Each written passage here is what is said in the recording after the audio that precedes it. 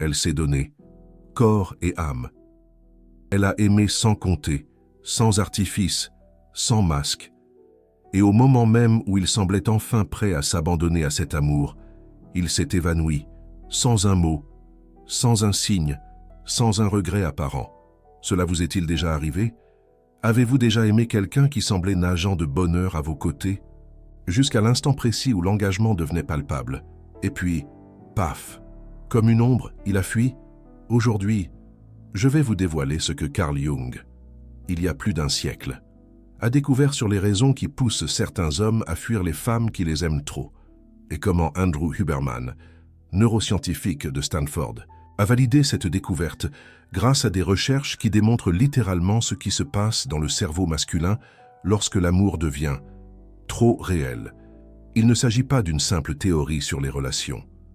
C'est le décryptage d'un schéma qui brise des millions de cœurs chaque année.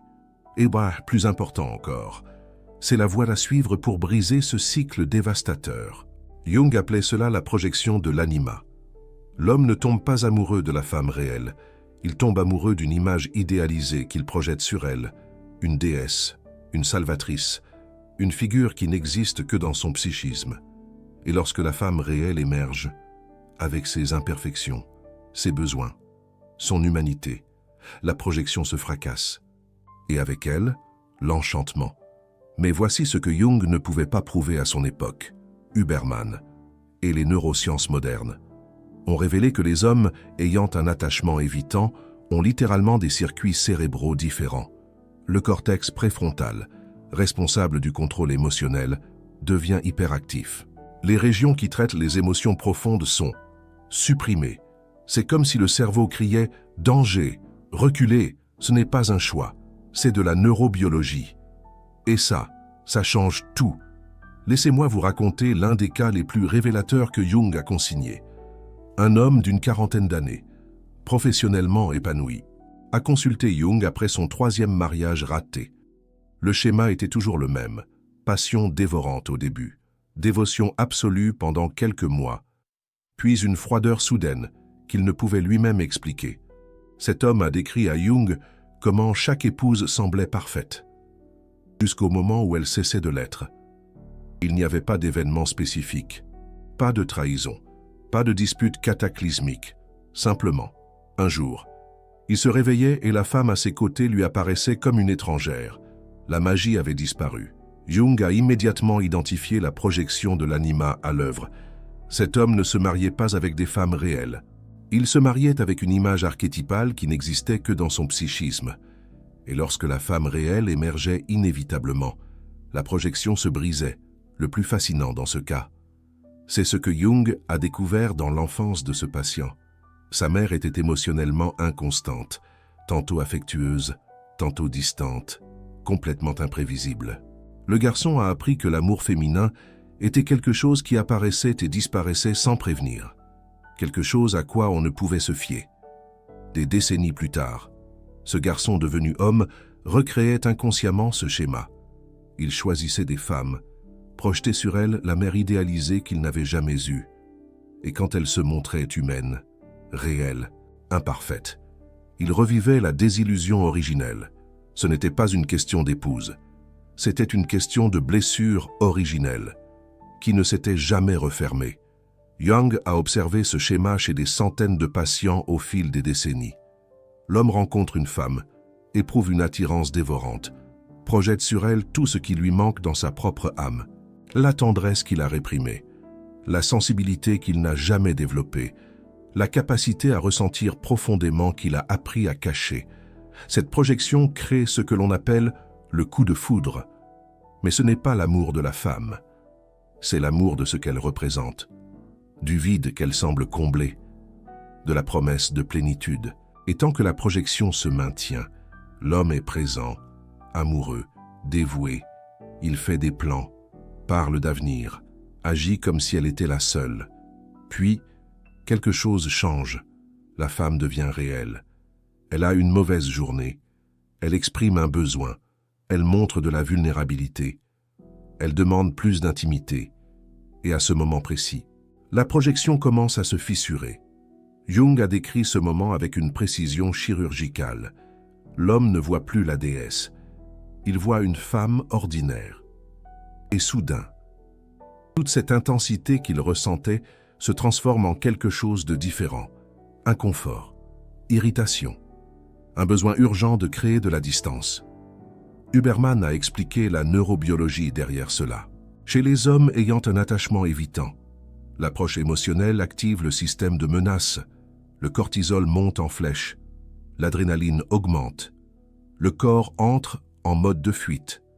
Ce n'est pas une métaphore, c'est littéralement ce qui se passe. Son cerveau interprète l'intimité comme un danger, et la réponse naturelle du système nerveux est de s'échapper. Dans l'épisode 59 de Huberman Lab, Andrew Huberman s'est plongé en profondeur dans la science de l'attachement évitant. Il a expliqué qu'il existe 4 principaux styles d'attachement: sûr, anxieux, évitant et désorganisé. L'attachement évitant, en particulier, se caractérise par une déconnexion systématique des émotions lorsque l'intimité augmente. Huberman a décrit comment les personnes ayant un attachement évitant ont souvent été des enfants qui ont appris à ignorer leurs soignants, non pas par froideur naturelle, mais par nécessité de survie psychique.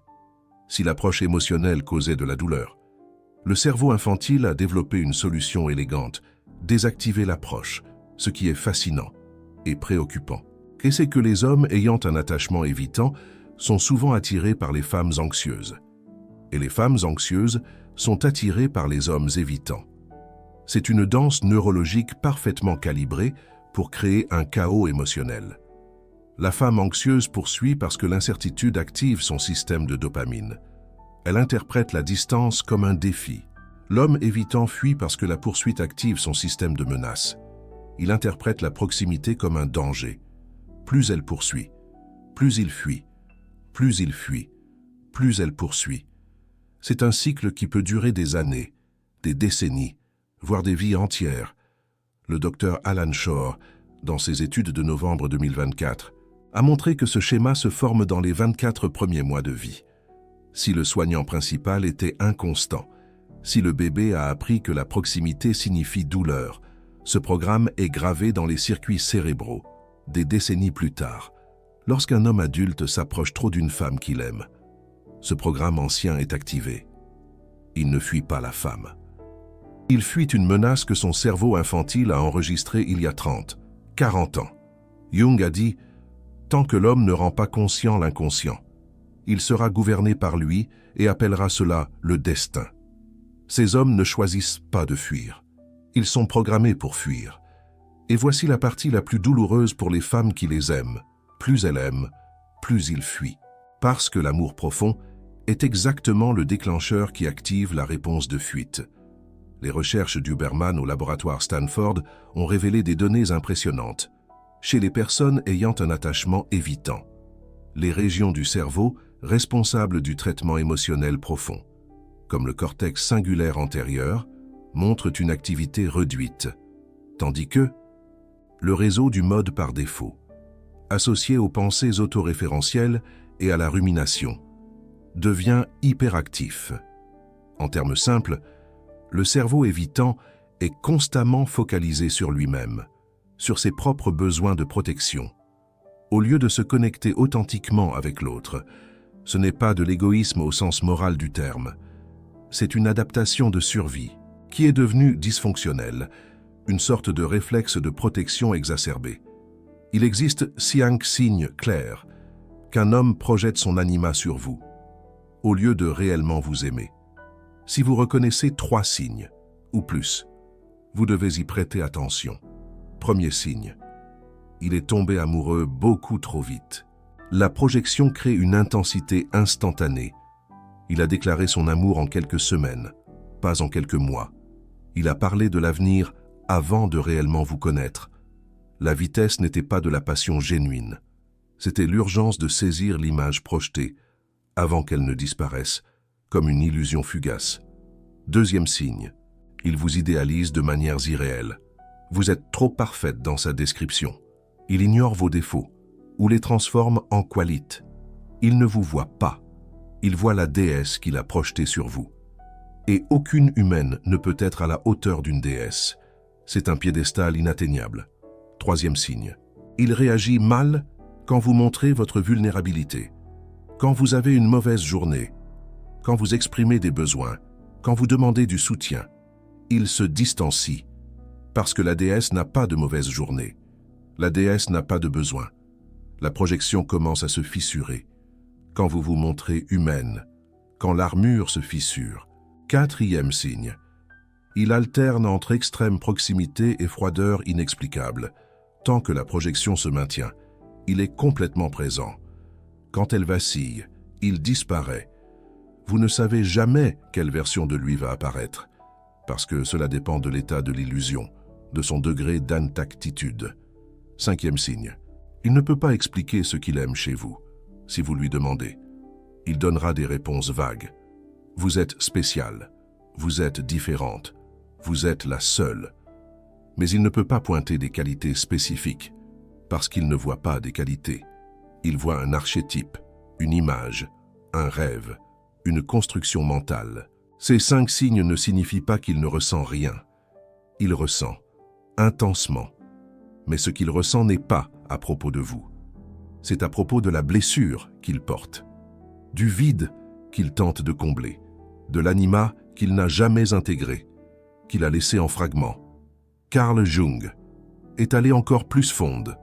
Il a expliqué que l'anima n'est pas seulement une projection romantique, c'est la connexion de l'homme avec son propre monde intérieur. Quand un homme réprime son anima, quand il se déconnecte de sa propre émotionnalité, il a besoin d'une femme externe pour ressentir quoi que ce soit.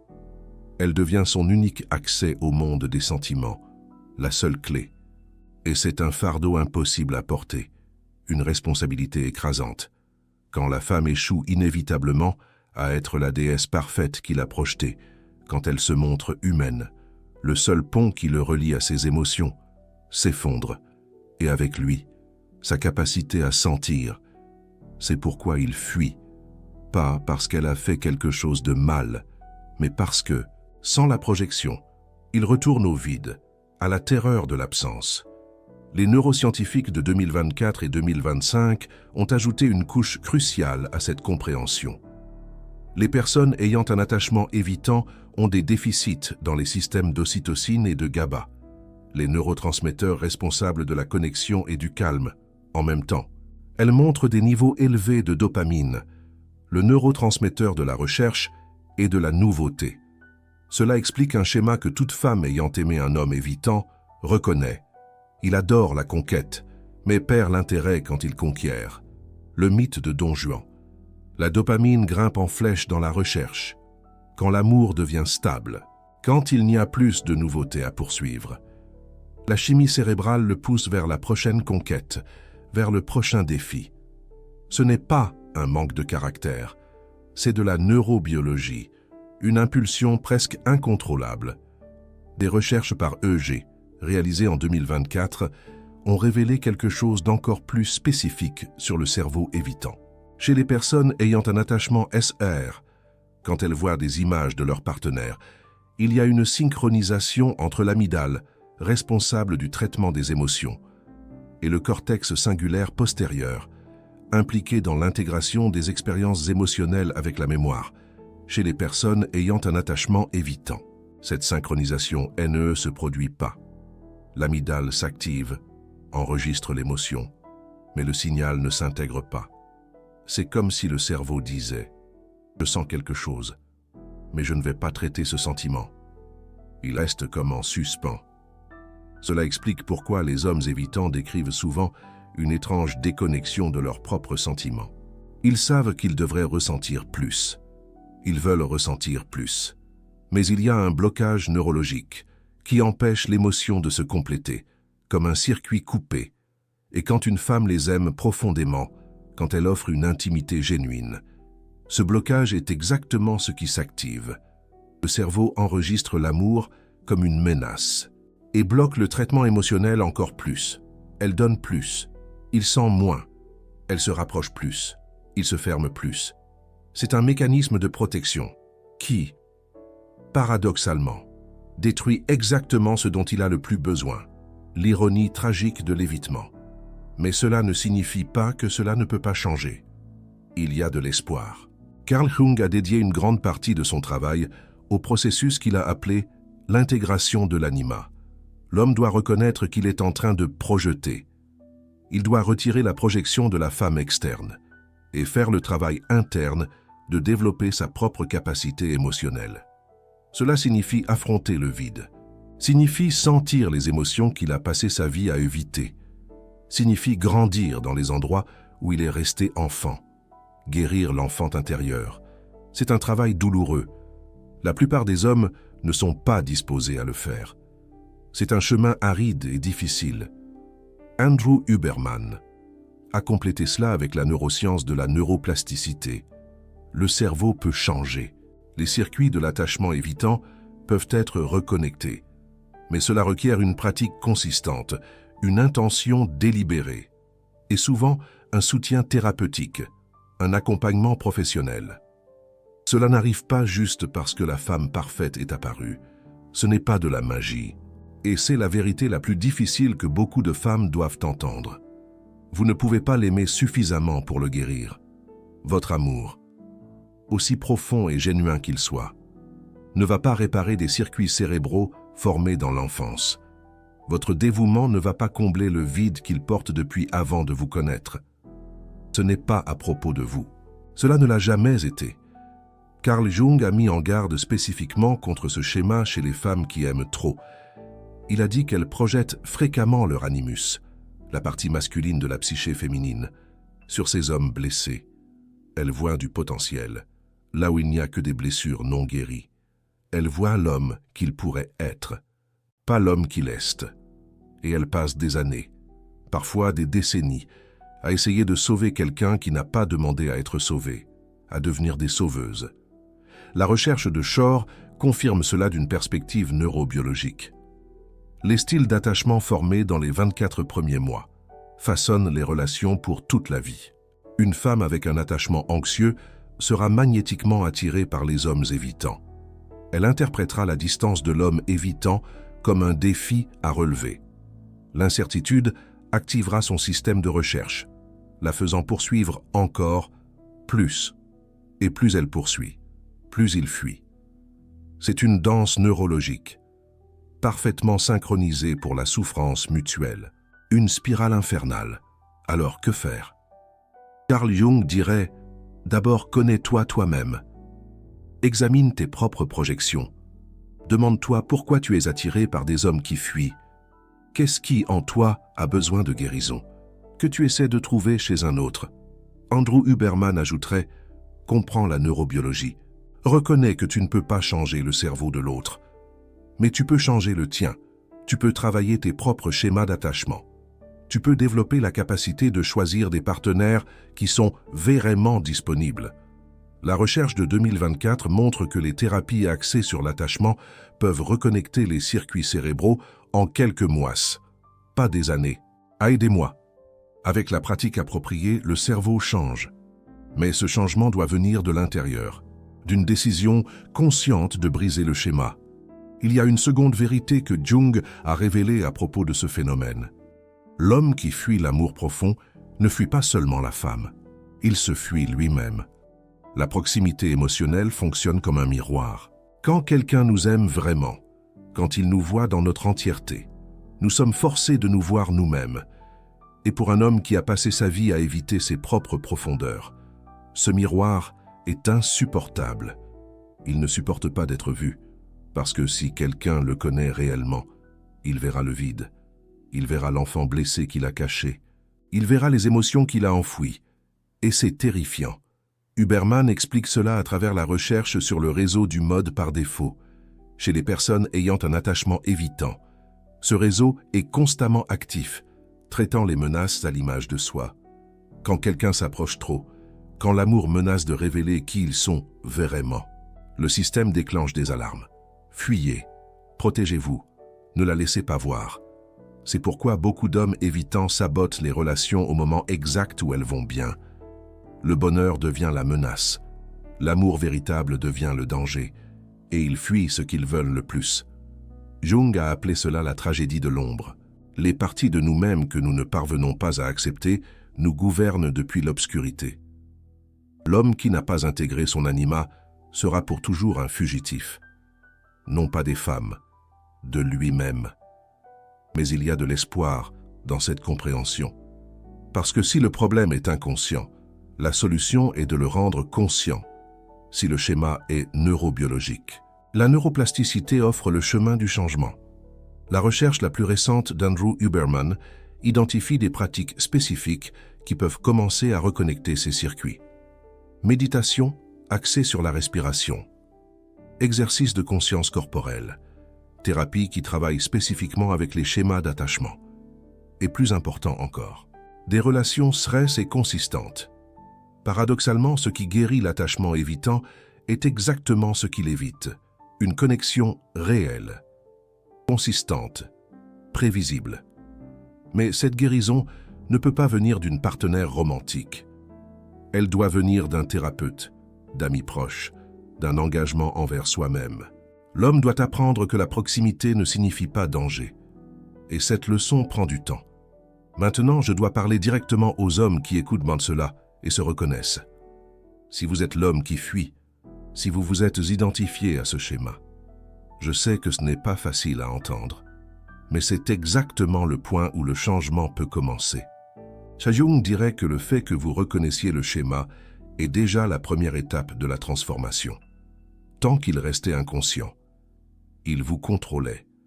Maintenant que vous le voyez, vous avez le choix. Il y a des signes spécifiques que vous pourriez fonctionner avec un attachement évitant. Vous vous sentez mal à l'aise quand la relation va trop bien. Vous cherchez des défauts chez votre partenaire quand elle s'approche. Vous avez besoin d'espace fréquemment. Et cet espace semble urgent, presque comme un manque d'air. Vous avez fantasmé sur d'anciennes partenaires ou d'autres personnes. Quand la relation actuelle est devenue sérieuse, vous valorisez votre indépendance au-dessus de presque tout. L'idée de dépendre émotionnellement de quelqu'un vous paraît une faiblesse. Vous êtes plus à l'aise en donnant du soutien qu'en en recevant. L'intimité émotionnelle vous semble être quelque chose que vous devriez vouloir, mais qui, en pratique, vous cause de l'anxiété. Si vous vous reconnaissez dans 3 ou plus de ces signes, vous portez probablement un schéma d'attachement évitant. Et voici la vérité qui peut changer votre vie. Vous n'êtes pas défectueux, vous n'êtes pas incapable d'aimer. Vous avez développé une adaptation dans l'enfance qui vous a protégé quand vous étiez trop vulnérable pour vous protéger autrement. Cette adaptation vous a servi. Mais maintenant, elle vous sabote. La neuroplasticité qu'Andrew Huberman décrit s'applique à vous aussi. Vos circuits peuvent être reconnectés. Vous pouvez apprendre à tolérer l'intimité. Vous pouvez développer la capacité de rester quand votre système nerveux crie de fuir. Mais cela requiert que vous arrêtiez de fuir vous-même d'abord. Carl Jung offrait à ses patients masculins un chemin spécifique. Premièrement, reconnaître la projection. Réalisez que vous ne voyez pas la femme réelle. Vous voyez une image. Deuxièmement, retirez la projection consciemment. Cela signifie accepter qu'elle est humaine, imparfaite, et que votre désenchantement n'est pas de sa faute. Troisièmement, faire le travail interne. Développer votre propre capacité émotionnelle au lieu de dépendre d'une femme extérieure pour ressentir. Andrew Huberman ajoute des pratiques neurologiques spécifiques. Exercices de régulation du système nerveux qui peuvent calmer la réponse de menace quand l'intimité augmente. Thérapie axée sur l'attachement qui reconnecte les circuits formés dans l'enfance. Pratique de pleine conscience qui augmente la capacité de tolérer les émotions inconfortables sans fuir. Le changement est possible. Mais il commence par une décision qu'aucune femme ne peut prendre pour vous. La décision d'arrêter de fuir. Pour les femmes qui écoutent cela et reconnaissent leur propre relation, j'ai un message important. Vous n'avez pas échoué. Votre amour n'était pas déficient. Votre dévouement n'était pas erroné. Vous ne pouvez simplement pas guérir quelqu'un qui n'est pas prêt à être guéri. Jung disait que le cheminement d'individuation, le processus de devenir entier, ne peut être fait que par choix propre. Personne ne peut le faire pour un autre. Aucune quantité d'amour ne peut remplacer le travail interne que chaque personne doit faire. Et parfois, la forme la plus élevée d'amour est de reconnaître cela et de s'éloigner. Andrew Huberman valide cette sagesse avec des données. Les personnes qui restent dans des relations avec des partenaires évitants non guéris subissent des impacts mesurables sur leur propre santé mentale. Leur niveau de cortisol reste élevé. Leur système immunitaire s'affaiblit. L'incertitude constante crée un état de stress chronique qui affecte chaque système du corps. Aimer quelqu'un qui fuit n'est pas du romantisme, c'est un trauma. Et vous méritez mieux. Jung offrait une vision finale qui transforme cette compréhension de tragédie en chemin de croissance. Il disait que nous attirons fréquemment exactement les personnes qui révéleront nos propres blessures, pas par hasard, par nécessité de guérison. Si vous attirez conséquemment des hommes qui prennent la fuite, il y a quelque chose en vous qui réclame de l'attention. Peut-être une conviction que l'amour doit être conquis, peut-être une peur de l'intimité véritable, que vous masquez sous une apparence de disponibilité, peut-être un vide intérieur, que vous tentez de combler en sauvant les autres. Ce n'est pas une faute, c'est une opportunité. Les recherches de Shore montrent que nos schémas d'attachement peuvent être transformés à n'importe quel âge. Le cerveau est plastique jusqu'à la fin de la vie. Mais cette transformation exige que vous regardiez à l'intérieur plutôt qu'à l'extérieur. Au lieu de demander pourquoi il a fui, demandez-vous pourquoi vous êtes resté. Au lieu d'analyser son comportement, examinez le vôtre. Approfondissez votre introspection. Au lieu d'essayer de comprendre son cerveau, travaillez avec le vôtre. Parce que la seule personne que vous pouvez changer, c'est vous-même. Andrew Huberman termine ses études sur l'attachement par une note d'optimisme scientifique. Les connexions neuronales qui gouvernent nos schémas relationnels sont parmi les plus plastiques du cerveau. Avec les pratiques appropriées, avec constance et intention, nous pouvons littéralement reconnecter notre façon d'entrer en relation. Nous ne sommes pas prisonniers des schémas de l'enfance. Nous ne sommes pas victimes de notre neurobiologie. Nous sommes des êtres capables d'évolution consciente. Carl Jung l'a dit de façon plus poétique.